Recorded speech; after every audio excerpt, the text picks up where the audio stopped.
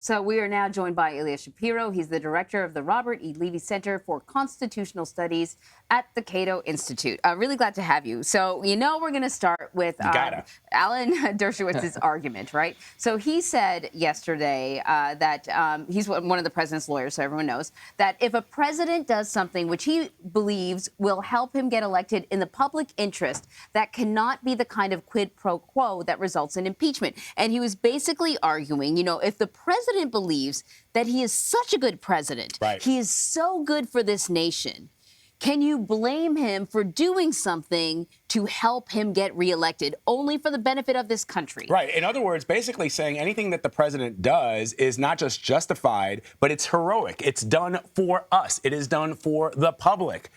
What do you make of that argument? Yes. It used to be said that the most dangerous place on the Harvard campus was between Alan Dershowitz and a TV camera.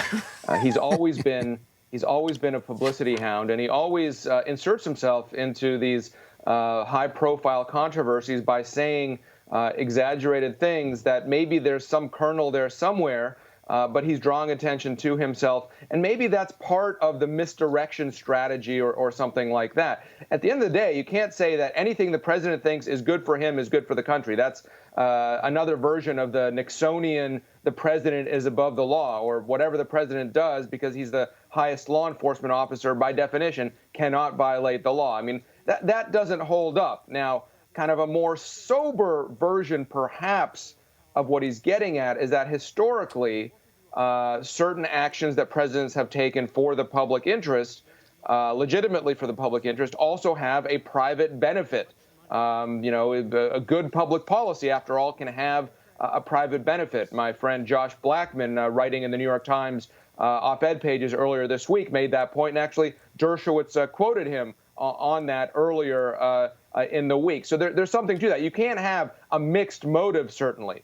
But that's a far cry from Dershowitz's kind of very strong position that if the president thinks that what he's doing benefits himself and therefore necessarily benefits the country, that doesn't really have a straight face. That fails the straight face test. Well, and to your point earlier about the television and Mr. Dershowitz, there's this other argument that he put forth that every other constitutional scholar who's ever looked at this, who's ever done any kind of research on this, is absolutely wrong because they're partisan and they're biased, and you can only trust Alan Dershowitz. What did you make of that? Yeah, again, you take him, it's kind of like Trump. What do they say? You take him seriously, but not literally, I guess. Again, there are some grains of truth there in the sense that you can have mixed motives.